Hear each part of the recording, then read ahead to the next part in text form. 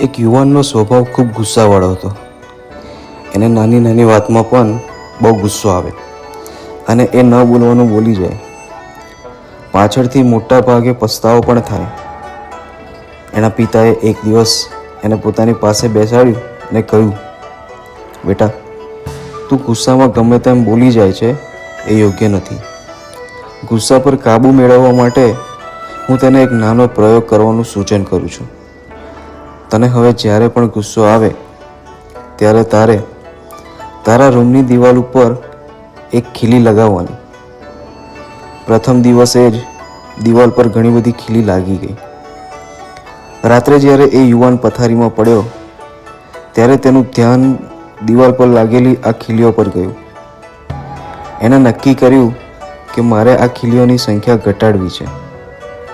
જેમ જેમ દિવસો પસાર થતા ગયા તેમ તેમ દિવાલ પર લાગતી ખીલીઓની સંખ્યા ઘટતી ગઈ. એક દિવસ એવો આવ્યો કે સવારથી સાંજ સુધીમાં દિવાલ ઉપર એક પણ ખીલી મારવાની જરૂરિયાત ઊભી ન થઈ.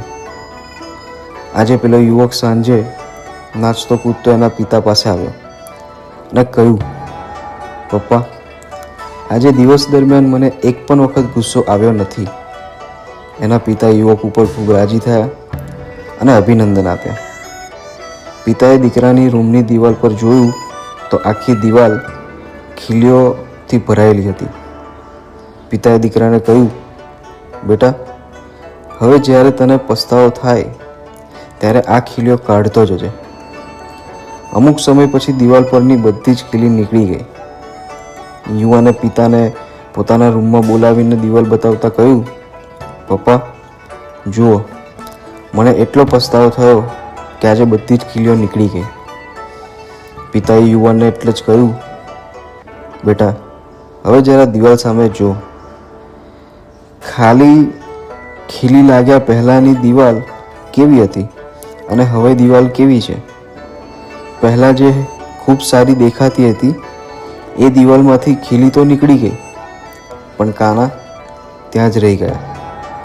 મિત્રો, આપણે પણ જ્યારે કોઈ સાથે ગુસ્સામાં અયોગ્ય વર્તન કરીએ છીએ ત્યારે તેના દિલ ઉપર ઊંડા ઘા પડે છે, જે પાછળથી માફી માંગવા છતાં પણ રૂઝાતા નથી. વિદુર નીતિમાં વિદુરજીએ બહુ યોગ્ય જ કહ્યું છે કે કુહાડાથી કાપેલું ઝાડ ફરીથી ઉગે છે, પણ કુહાડા જેવી જીભથી બોલાયેલા કડવા શબ્દો, એના દ્વારા કોઈના દિલ ઉપર પડેલા ઉજળાઓ ક્યારેય રૂઝતા નથી.